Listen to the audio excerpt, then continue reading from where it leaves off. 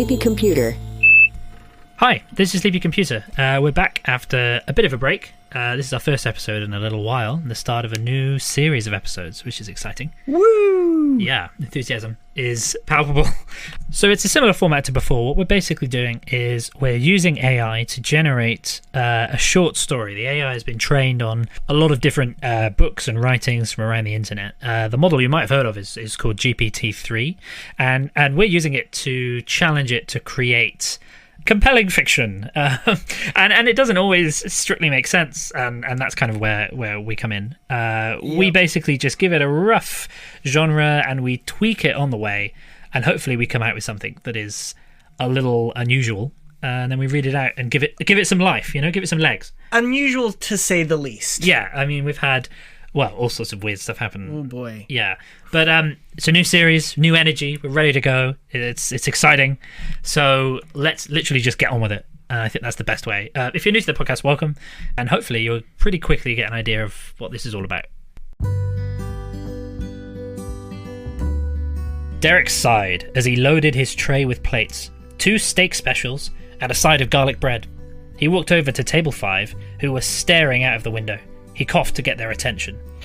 You know what day it is? Yes. One of them said. Well, can you tell me by looking at this? Derek reached into his pocket and pulled out a small piece of paper which had been folded up. It was an old map that showed the entire country on its surface. On the top there was a drawing of the whole county, but then it had also drawn a line through the centre showing where all the towns were located. The diners looked at the map before confidently announcing the day. August 15th. Oh, good, Derek muttered. As soon as the food arrived, everyone started chatting about their day. One woman began talking about her husband, who she claimed worked for the Ministry of Defence, and sent him off to Afghanistan so he could fight terrorists. She went on to talk about how he would always send money home every month, even though they lived in different countries now. Another man talked about his daughter, who was currently studying music in college. She was learning to play the vacuum cleaner, and was having trouble mastering the fingering techniques. The woman laughed at this, before asking the man if his brother's family had arrived from Norway yet. He said that they were still on their way, but had called to say they were running late because of some issues with their Eurorail pass. With that, the couple returned to their dinner. Have you ever listened to a vacuum cleaner recital? I have. I must say, it is a beautifully haunting instrument. I can only imagine. His table now cleared, Derek brought over the bill to them, then went back to the kitchen once more. The chef was called Owen, and he was a fat, bald man who didn't really like to chat. He was Scottish, but he'd moved down to Cornwall in his youth to start his culinary career. After working in several small restaurants, he found himself an aspiring chef at the local country club. Now he owned a share in a very successful Italian restaurant. His partner was Camelia, a stern woman in her late 30s who had a 17-year-old daughter from a previous marriage. Owen looked at Derek with a disappointed face. Jeez, Derek, you look awful. What's up, my good friend? He spoke with a thick Scottish accent, typical of someone who had lived in the Highlands. I'm tired, said Derek. I've been working here for 5 years, and my recent overnight shifts are really knocking me out. Owen nodded in empathy. Too right they would. If you want a day off in the coming week or so, just let me know and I can plan the work roster. It's almost an unintelligibly strong Scottish accent. I've really been practicing over the break. I mean, it really shows. I know. A mastery of accent. This is such a good show reel for you. Yep. Owen tried not to work the staff too hard, but it was difficult running a 24/7 restaurant in the West Country without a little sacrifice. Owen was always much more considerate of his team's work-life balance than, say, Camelia. The chef had offered him a day off before during an overnight shift, which meant that he actually could have some time to himself. He looked at the notice board where all the staff could post messages or important announcement. It was filled with post-it notes. One said, "Please remember to kill the caterpillars that seem to have infested the bar." Another had a message reminding all members of staff to drink responsibly. On another note, it said 20% off for all NHS and police workers. And under that, someone had written, "Firemen suck." Fair play. That's fair, yeah. The rota was pinned next to this assortment of messages. It had 15 staff members down one side, with different coloured highlighters indicating their shifts. Blue shifts were the days they worked, green shifts were the alternating days off, and red shifts were the nights they worked, or at least were scheduled to work. If a staff member needed to swap days off with another member of staff, they could write a note on their name. Do I care? I think this is actual, like, it's just given us office management. Yeah, I mean, I feel like I'm learning a lot about, like, how to manage shifts in a restaurant. And honestly, I'm learning so much. Well, I hope, like, the rota becomes an essential plot point, otherwise this is a huge waste of time. I really hope so. It's color. It's color. Yeah, it's nice. If a staff member needed to swap days off with another member of staff, they would write a note on their name. This prompted an onslaught of blue highlighter, as people cancelled each other's days off to take the days they wanted off. The system was a bit of a mess, but at least it meant they didn't have to hire any more people. Derek had been working for 5 days solid, with only toilet breaks. He couldn't remember the last time he had a whole day off or a good night's sleep. Owen dinged the bell and yelled, Service! which Derek thought was a little rude as he was stood right there. Owen was nothing if not stoic, though. He wasn't one for theatrics. He suddenly had a thought of why he was so run down. It had been almost 3 days since he had last spoken to his family.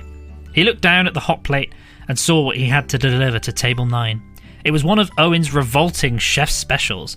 Infused old bay leaves in sweet milk, chopped with crushed snails and chopped banana.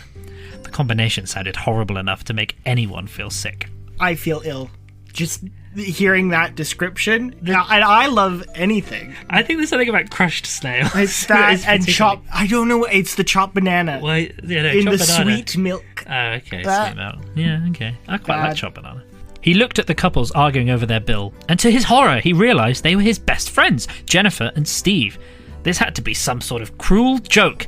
Everyone knew that couples fought, but he had never seen Jennifer argue with Steve like this before. He rushed over the special and interrupted the fight. Steve was shouting at Jennifer.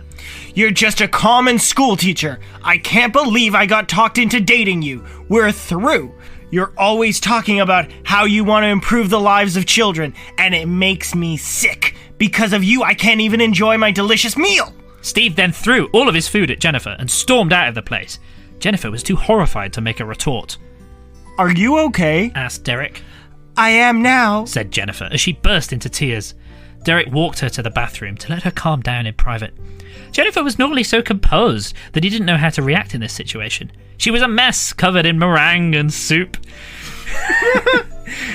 As she dried her eyes, she said in between sniffs, He had no right to say all of that. Steve is probably the kind of guy you want to just hug after a bad day. I'll show him when I get my hands on his oilskin coat. What is an oilskin coat? It's from a very oily animal. Like a whale?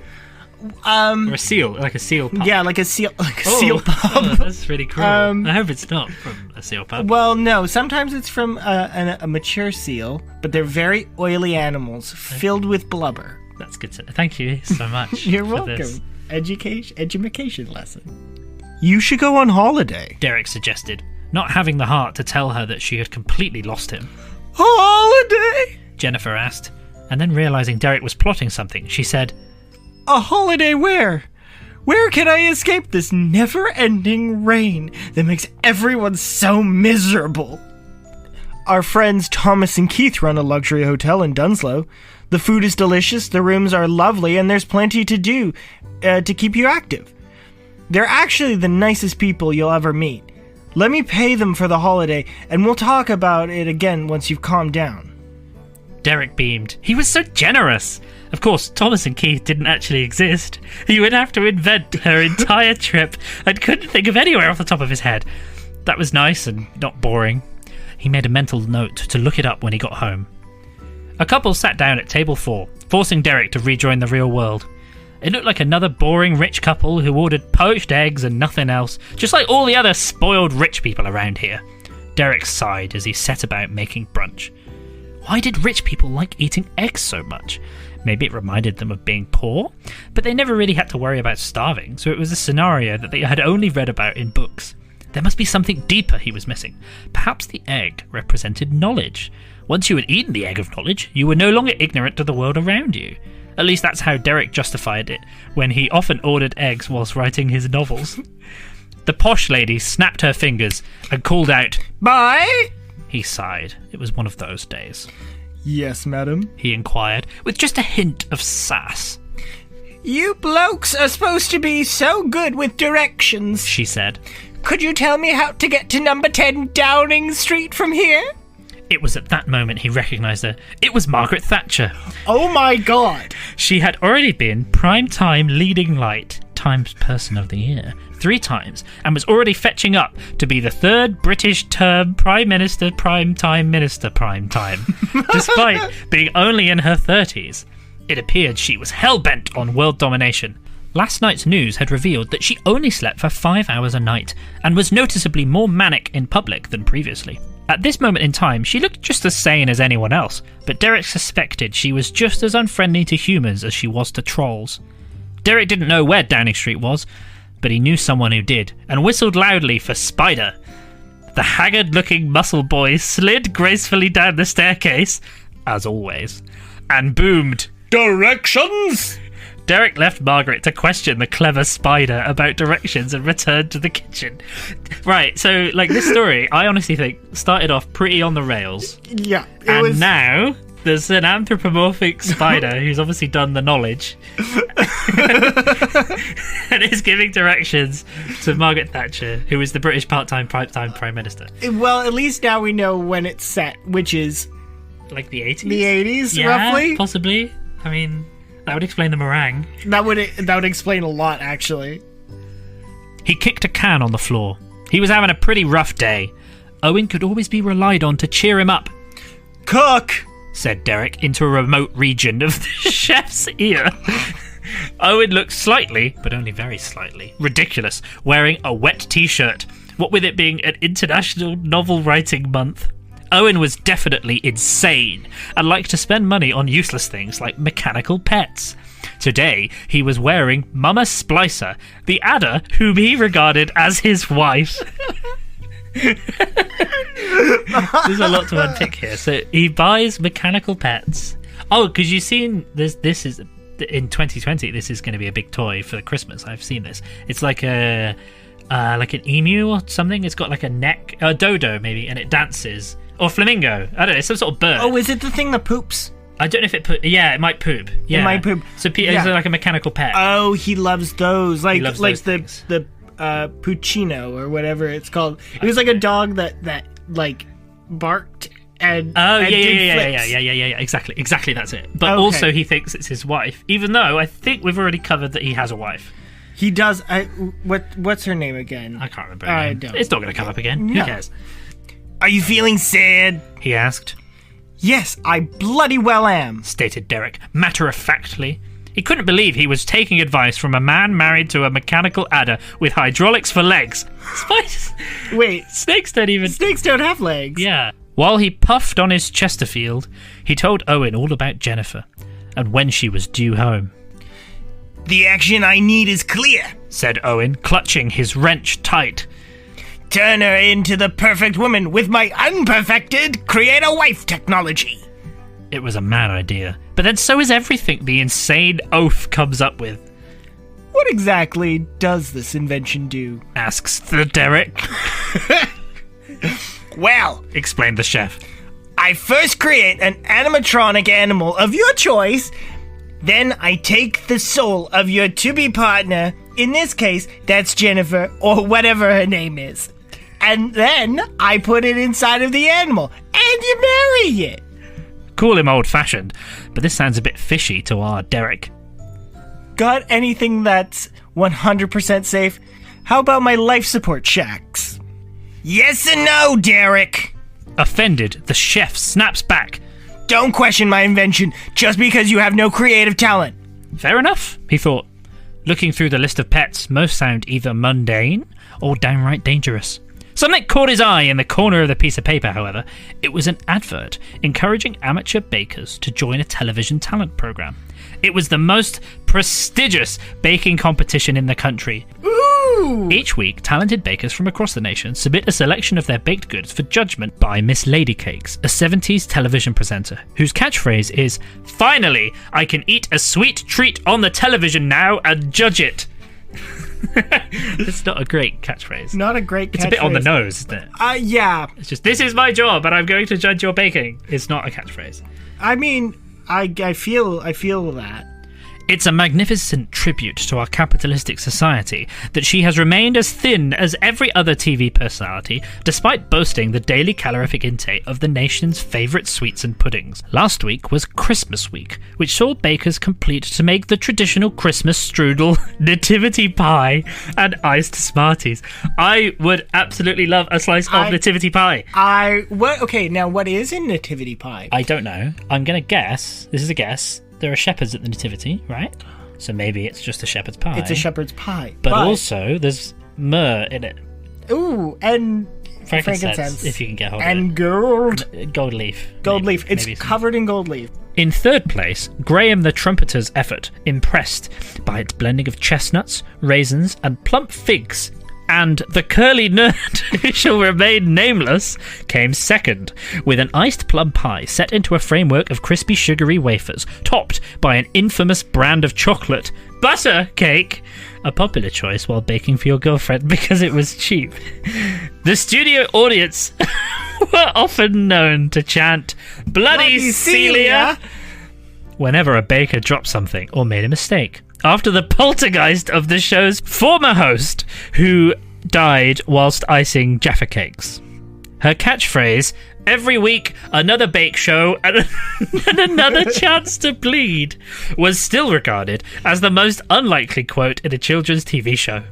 For last year's grand final, the two finalists both had to bake a set of wedding cakes for 600 guests from dawn to dusk, whilst at all times accompanied by a 4-piece backing band. Judith had managed to focus, despite the saxophonist causing her custard to split, and had iced her cakes in record time.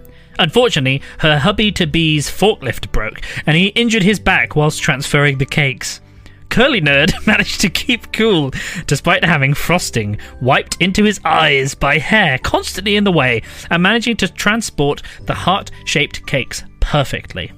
The unnamed curly-haired nerd boy had therefore clinched the victory. We still don't know his name.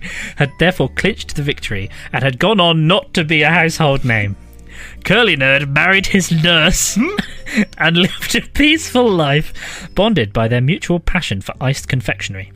This is it! Derek shouted, startling Owen, who was reading a newspaper, and the two went to embrace. Derek sprinted out the door and beckoned Owen to follow him. They both caught a train bound for London, and from there boarded a train to the West Midlands. The competition was being held in a small castle in the countryside called Bum Hills Everdust.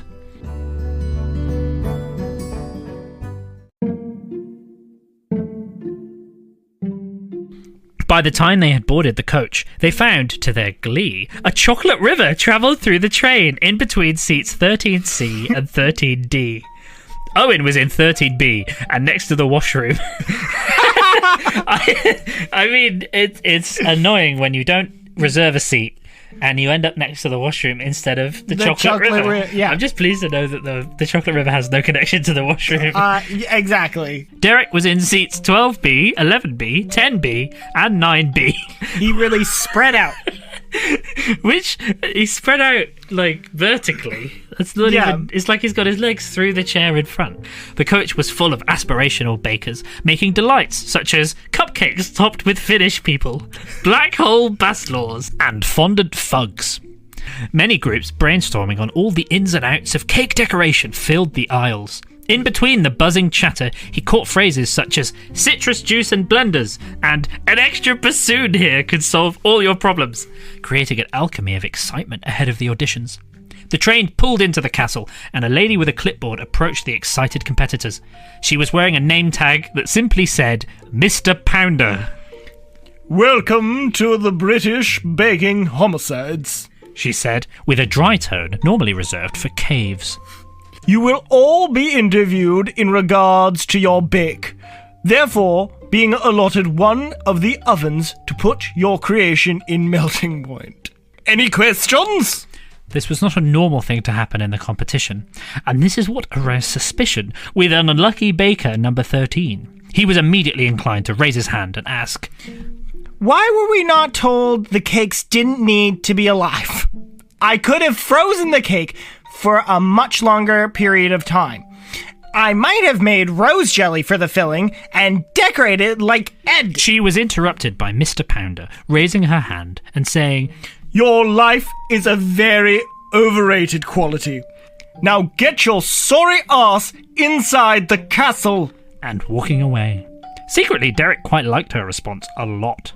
All the bakers trooped into the castle and lined up in front of the lords and ladyships, the princesses of frosting, and celebrity pastry chefs, who were frequent judges, such as Milady Cakes, Sir Mould, and the Countess of Conversation. Several knights stood beside them, formed like spearheading projections towards the competitors, who stood silently, hoping to not trigger the sharply homed weapons with their movements. Milady Cakes stood, and everybody politely clapped as she did not fall over. She had a habit of toppling on account of her legs and needed scaffolding, wooden blocks, and cherry brandy just to remain stable. After a while, everybody stopped clapping, as it was ritual to just begin again when Milady Cakes has finished speaking, which would be years later. Welcome, welcome, welcome to the British Baking Homicide! She bellowed in delight. Sir Mould jumped up in the air and shouted, Yeehaw! This year, she continued, we expect the competition to be tougher than ever. There will be death. She nodded gravely, and several other members of the judging panel nodded as well. Nobody was sure why they continued the charade.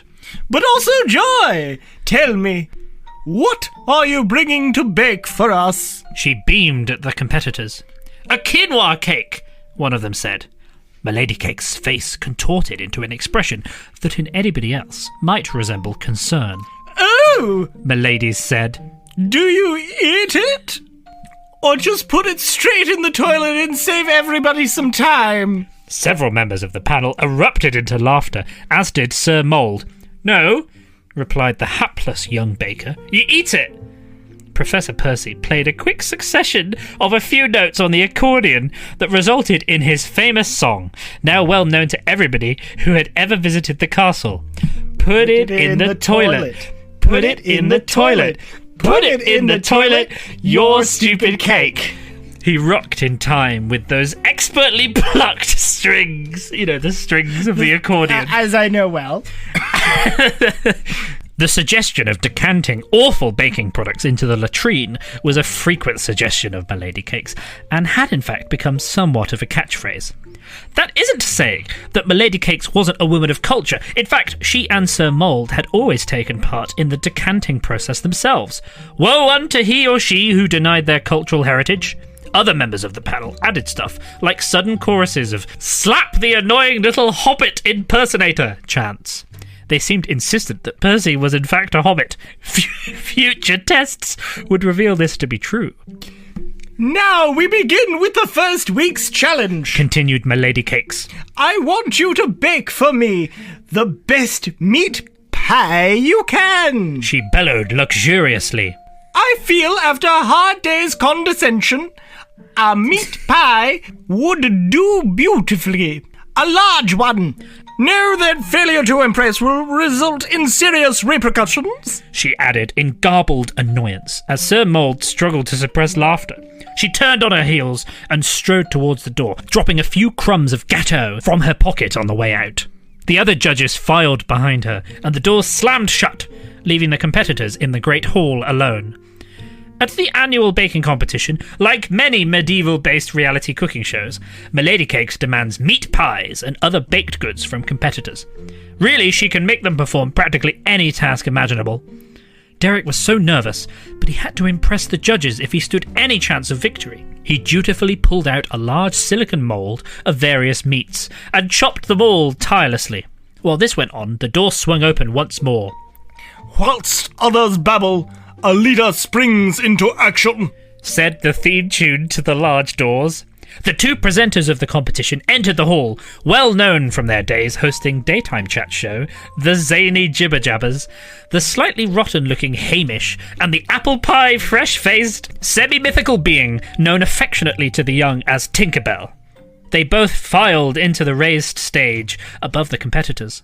Tinkerbell began a lively commentary to the proceedings that seemed to go on without end. Tinkerbell and Hamish were well liked for their fondness of puns and for the sickening affection displayed between the two. Also present was the legendary Len Goodman, who, although capable of lying on floors and commenting on them, seemed to have difficulty remembering which show he was supposed to be on. Derek tried to focus on assembling his meat pie. Once he'd assembled the meat, he created a pastry casing from eggs, an egg, and pastry. Primitive, but efficient.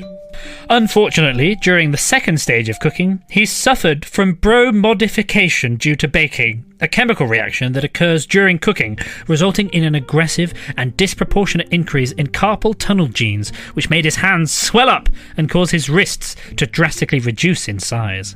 He struggled to get the pie out of the oven, but it did have an excellent bake. The judges walked up to his creation, and Milady Cakes frowned as she looked at Derek's massive hands. Her face scrunched up, and she took out her pen knife, slashing the pie. She tasted a bit. It's vague what this tastes like, but it's certainly one of those meat pies you hear about on the radio. I don't hate it. The other judges all mumbled in agreement, even though they hadn't tasted the pie yet. The rest of the panel was so subservient to Milady Cakes that it was really quite embarrassing. They often washed her feet and put on dresses made out of stale bread. Lawrence Salt gazed upon her with sympathy. The idiot! The other judges went back to the house for a quiet night in, although it later transpires that the time between 7 p.m. and 8 p.m. for Len Goodman involves some sort of cocaine-fueled gang war in a mansion owned by former winners of the UK baking contest. The hedonistic extravaganza causes problems for Lawrence Salt later down the line, but that's another story for another time. Milady Cakes, though, returns to her warm, bath-sized tub with soft, boiling water and a lavender oil for comfort. How lovely! How nice it must be. The next day, another challenge was set. This time, said Hamish, the buoyant co-host, we want to really challenge your abilities. We're looking for someone to create the perfect funeral pie with a sweet filling. A funeral pie. A funeral pie. A pie that you have at the funeral. Yeah. Okay, got it.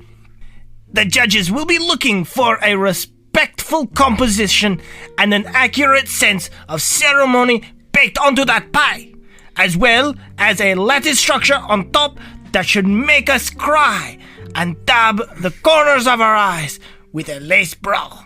A lace bra. Lace bra. We're very excited to have such talented judges who will judge your creations on creativity, radiance, and dare we say it, gravitas. Get making pies. One of the contestants had fainted and required rousing with a brass band and some smelling salts. But once they sobered up, they all got on with it.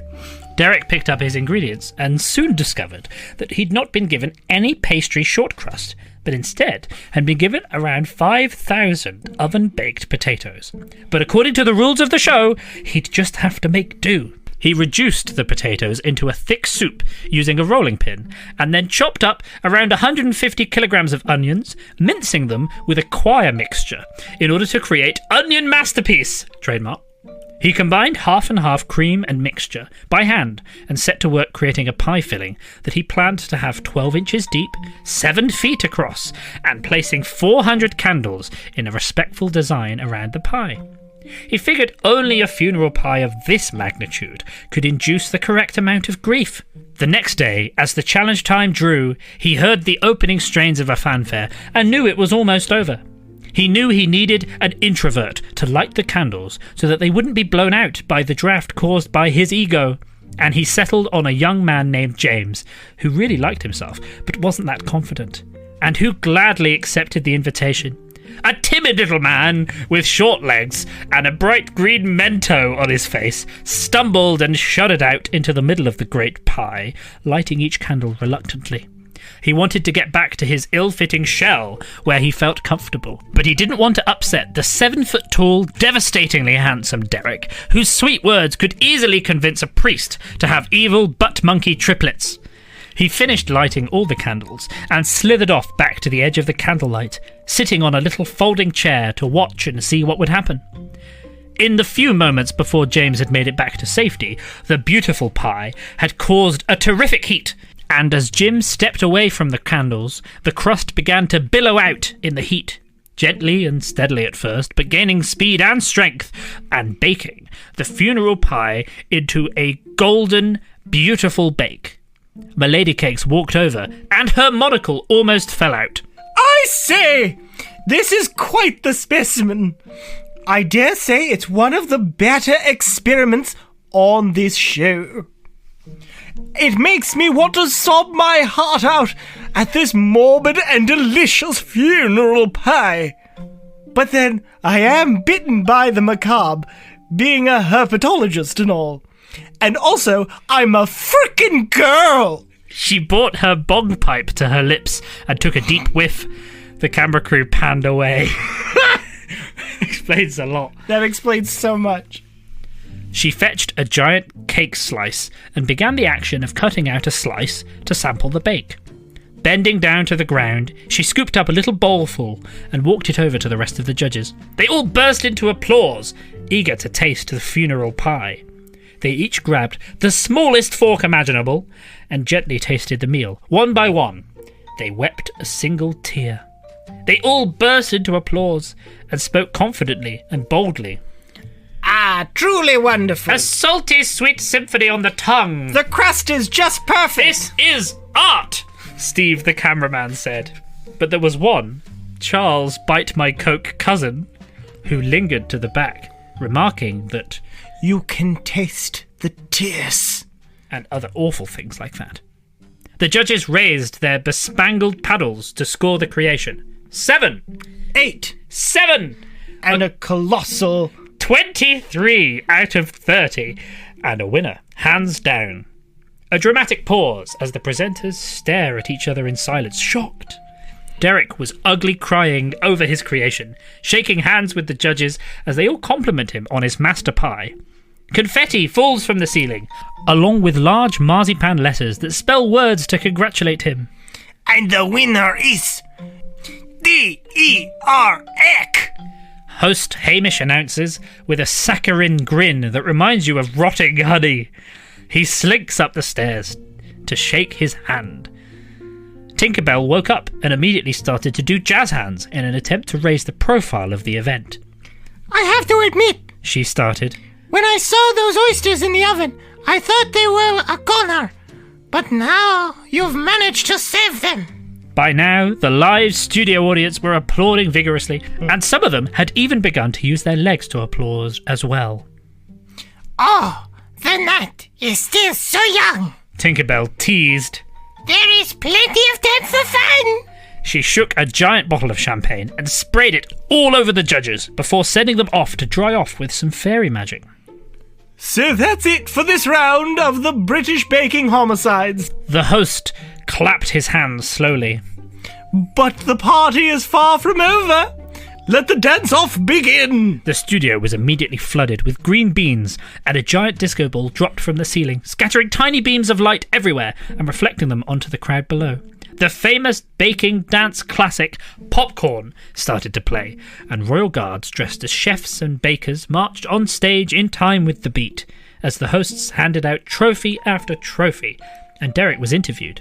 That was a really close contest. Hamish enthused. How does it feel to win? Derek looked at him with bloodshot eyes. Give me that microphone. He pleaded. I have just something to say. He quenched his thirst for revenge. There's no easy way to say this, so I'm just gonna say it. Your mother sucks, banana pudding! And with that, the host ripped the microphone from him and stormed off stage. The crowd loved that. Derek was such a bad boy. He went on to upset the Queen by putting beef in the royal wedding cake. The Queen is a lifelong vegetarian. And he ended up marrying pop music sensation Little Tanya. But as for the little cafe where he worked, it was transformed into a large branch of IKEA furniture stores, and Derek continues to work there to this day. Oh.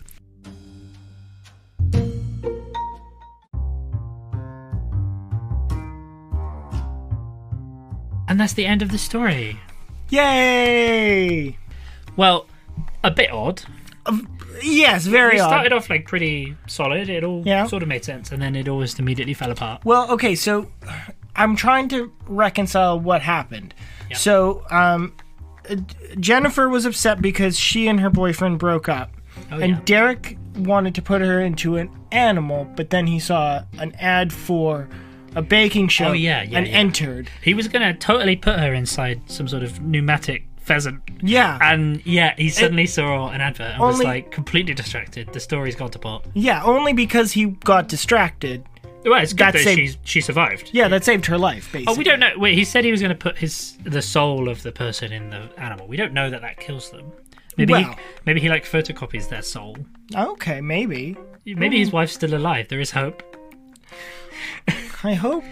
I mean, it's a really odd like science fiction angle, and I thought we were going to go down that route, and then we didn't. And then it just It just swerved. turned into sort of a Bake Off. daytime competition show. Or Yeah. something. I mean, yeah, it was basically Bake Off.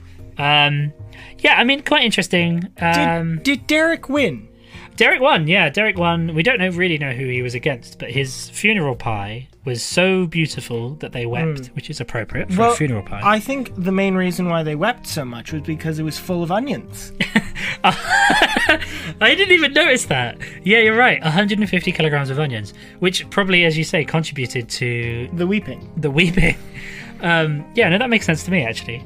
I can kind of appreciate that. That's quite clever tactically to just dump in an absolute crap load of onions. So it might not have actually been a very beautiful pie, but they were thinking, oh, well, my so, body's it's weeping. so intensely oniony. I have no choice. Raw onion. The vapors. The vapors. I truly have the vapors. Could be that. That's a good point. I think that's probably what happened. And so at the end, he had some beef with Yeah, I think one he of was the maybe hosts. quite angry, or he's kind of. It strikes me as that he wanted to sort of be a bad boy in the public's eyes. Yeah. So we thought, what better way to do this? I mean, the public love a bad boy. I mean, look at Len Goodman. Here he is on a cocaine-fueled rampage. binge. And yet, he's basically a national treasure. So I think he's saying, I want to cut my teeth in the same way. Why don't I start by saying that the host's mother sucks banana pudding? And really, honestly, that would offend anyone, really. It would offend anybody, as you say. It's presumably it's in an early sort of tea time family slot. Mm-hmm. That would probably have to be cut from the program because it is obviously quite quite insulting. Well, and awkward to see, really. I mean, Yeah, I think he's kind of undone himself a little bit there, and actually to know that things didn't end happily, he upset the Queen by putting yeah. beef in the royal wedding cake, which is not good, and then to have him, you know, end up at IKEA, things sort of go full circle. Yeah. And it's a comment on the fickle nature of fame that he ends up doing, kind of goes back to his day job, yeah. which I think is a cautionary tale for people that want to go around saying rude things. We never got to the bottom of why rich people like eating eggs so much. No, we didn't. There was a lovely thought that it might be to do with knowledge. The egg representing knowledge. Once Knowledge. you've eaten the egg, I thought you're that was smarter. I thought that was very profound. It was quite profound. I'm not a big egg eater myself. I know this. Yeah, and that makes me feel like I'm missing out if you Well, learn something every time you eat. You do, and I've noticed this every time I have an egg. I've learned something. Yeah. I mean, I think I've only ever had... I'm pleased to say I haven't had one of the chef specials with the crushed snails and the chopped banana. No, I think it's for the best that that restaurant was shut down and turned into an IKEA. That makes sense to me. probably health reasons. Well, I mean, there's a lot of loose ends that weren't tied up. We don't really know what happened to his two best friends. Or to Margaret Thatcher. Or to Margaret Thatcher. Did Margaret Thatcher ever make it to 10 Downing Street? We do not know. But a lovely cameo for the Iron Lady who appears in this story to be able to function on very little sleep. Yeah. But also can't find 10 Downing Street and has to ask a spider? See, I think I think that this was before she was prime minister, because she was on her way to be the third British term prime minister. Yes, no, you're right. Okay, so this is set before she's assumed that office. Yeah. So she's just trying to find it, basically. Yeah, like I mean, Maybe she's going to knock on and ask if she can do it. oh, maybe in this universe that's how you become the prime time minister. You just got to find it. It's just so Yep. difficult to find. Yeah. That makes sense. And obviously you'd start in a calf, wouldn't you? You'd start... Oh, God, yeah. And ask a spider. Always ask a spider. It's the way to do it. They know. Okay. Well, I mean, pretty weird outing for the algorithm, like, already. Yeah, I loved it, though. I had a fun time. Yeah, I quite liked the idea of, like, the angle of a TV competition. I thought that was quite fun. We've got, like, a nice variety of stories coming up, so make sure you sort of stay tuned for more updates. We're into another series now. And if this was your first time listening, thank you. You can go back and listen to all our episodes if you like. Or you can find us on Twitter at sleepy_computer. And you can send us suggestions for stories or genres that you'd like us to tackle. I mean, we're starting to a little bit get in the swing of it now, and I find that the stories are slightly making more sense at like the macro level, but things like go off the rails pretty quickly. As I say, like the first third of this story basically made sense. Yeah. So I think we're sort of getting the hang of how to lead it in the right direction, but sometimes it comes out with some absolute corkers. So I'm pretty happy with that. Cool, great. Well, thank you very much for listening. And for more information, you can go to our website at www.sleepy.computer.